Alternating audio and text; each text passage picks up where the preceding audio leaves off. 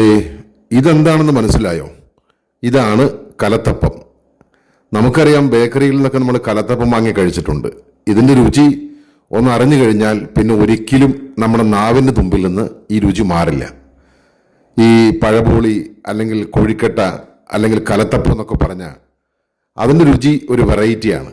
ഈ കലത്തപ്പം നമുക്ക് വളരെ സോഫ്റ്റായിട്ട് വെറും 10 മിനിറ്റ് കൊണ്ട് നമുക്ക് വീട്ടിൽ ഉണ്ടാക്കിയെടുക്കാവുന്നതേ ഉള്ളൂ. ഇതുണ്ടാക്കാൻ വേണ്ടിയിട്ട് നമ്മൾ ഒരു മിക്സിയുടെ ജാർ എടുത്ത് വെച്ച് അതിലേക്ക് 1 കപ്പ് അരിപ്പൊടി ഇട്ട് കൊടുക്കുന്നു. ഇനി അതിലേക്ക് 1 കപ്പ് വെള്ളം കൂടി ചേർത്ത് കൊടുക്കാം. അതിനുശേഷം അതിലേക്ക് 1 കപ്പ് തേങ്ങ ചിരകിയത് കൂടി ചേർത്ത് കൊടുക്കുന്നു. ഇനി അതിലേക്ക് നമ്മൾ ചേർത്ത് കൊടുക്കുന്നത് ഈ ഏലക്ക പൊടിച്ചതും പഞ്ചസാര പൊടിച്ചതും കൂടി മിക്സ് ചെയ്ത് അത് 1 സ്പൂൺ ഇതിലേക്ക് ചേർത്ത് കൊടുക്കുന്നു. പിന്നെ കുറച്ച് ജീരകം ചേർത്ത് കൊടുക്കുന്നു. ഇത്രയും ചേർത്തതിന് ശേഷം ഇത് നന്നായിട്ടൊന്ന് ഇളക്കി കൊടുക്കണം. മിക്സിയിൽ അടിക്കുന്നതിന് മുൻപ് ഇത് നന്നായിട്ടൊന്ന് ഇളക്കി കൊടുക്കണം. നന്നായിട്ട് ഇളകിയതിന് ശേഷം നമുക്ക് ഈ മിക്സി അരച്ച് വെച്ച് ഇത് നന്നായിട്ടൊന്ന് അരച്ചെടുക്കാം. ഇനി നമുക്ക് ആ അരച്ചെടുത്തത് ഒരു ബൗളിലേക്ക് ഒഴിച്ച് അത് ഒന്ന് മാറ്റി വയ്ക്കാം.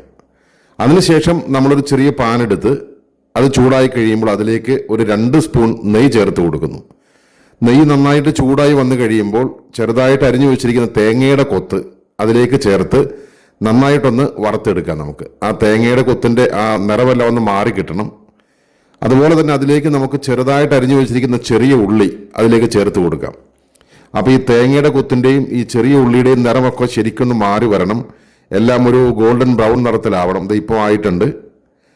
അതിനുശേഷം അത് മാറ്റി വെച്ചിട്ട് ഇനി നമുക്ക് ഒരു പാൻ അടപ്പത്ത് വെച്ച് അല്ലെങ്കിൽ ഒരു പാത്രം അടപ്പത്ത് വെച്ച് അതിലേക്ക് കുറച്ച് ശർക്കര പൊടിച്ചത് ചേർത്ത് കൊടുക്കാം. അതിലേക്ക് കുറച്ച് വെള്ളം കൂടി ചേർത്ത് നന്നായിട്ടൊന്ന് തിളപ്പിച്ചെടുക്കാം. ഈ ശർക്കരയിൽ കല്ലൊക്കെ കാണും, അതുകൊണ്ട് ഈ വെള്ളം ഒഴിച്ച് നന്നായിട്ടൊന്ന് തിളപ്പിച്ച് നമുക്ക് ഒന്ന് അരിച്ചെടുക്കണം. ഇത് ഇപ്പം നന്നായിട്ട് തിളച്ച് വന്നു കഴിഞ്ഞിട്ടുണ്ട്. ഇനി നമ്മൾ ഒരു അരിപ്പ വെച്ച് അരിച്ച് നമ്മുടെ ആദ്യത്തെ ആ മാവിലേക്ക് ഇത് ചേർത്ത് കൊടുക്കുന്നു. നമ്മുടെ മിക്സിയിൽ ആദ്യം അരച്ചെടുത്ത ആ മാവിലേക്ക് ഇത് ചേർത്ത് കൊടുത്ത് നമുക്ക് നന്നായിട്ടൊന്ന് ഇളക്കി കൊടുക്കാം. ഇപ്പം നന്നായിട്ടെല്ലാം യോജിച്ചിട്ടുണ്ട്. ഇനി നമുക്ക് ഇതിലേക്ക് ചേർത്ത് കൊടുക്കേണ്ടത് നമ്മൾ ആദ്യം വറുത്ത് വെച്ചിരിക്കുന്ന നമ്മുടെ തേങ്ങാക്കൊത്തും ആ ചെറിയ ഉള്ളിയും വറുത്തതാണ്. അതുകൂടെ നമുക്ക് ഇതിലേക്ക് ചേർത്ത് കൊടുക്കാം.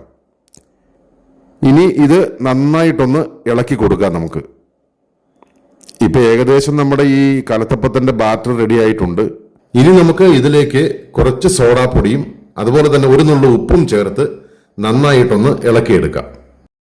ഇനി ഒരു പാൻ എടുത്ത് അടുപ്പത്തേക്ക് വെച്ചിട്ട്, പാൻ എന്ന് പറയുമ്പോൾ നമ്മൾ ഈ പാലപ്പൊക്കെ ചുടുന്ന അടിഭാഗം കുഴിഞ്ഞിട്ടുള്ള പാൻ ഉണ്ടല്ലോ, ആ പാൻ എടുത്ത് അടുപ്പത്തേക്ക് വെച്ചിട്ട് നമുക്ക് ഈ ബാറ്റർ അതിലേക്ക് ഒഴിച്ചു കൊടുക്കാം. അതിനുശേഷം തീ കുറച്ച് വെച്ച് ലോ ഫ്ലെയിമിൽ ഒന്ന് മൂടി വെച്ച് നന്നായിട്ടൊന്ന് വേവിച്ചെടുക്കാം. ഇപ്പോൾ നന്നായിട്ട് വെന്ത് കഴിഞ്ഞിട്ടുണ്ട്.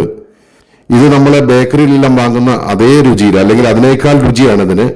എല്ലാവരും ഒന്ന് ഉണ്ടാക്കി നോക്കണം. ഈ റെസിപ്പി എല്ലാവർക്കും ഇഷ്ടപ്പെട്ടു കഴിഞ്ഞാൽ ഒന്ന് ഷെയർ ചെയ്യണം, ഒന്ന് കമൻറ്റ് ചെയ്യണം. ഇനി റെസിപ്പി ഇഷ്ടപ്പെട്ടില്ലെങ്കിൽ നിങ്ങൾ കമൻറ്റ് ചെയ്തിട്ട് ഷെയർ ചെയ്താലും മതി. സംഭവം അടിപൊളിയാട്ടോ.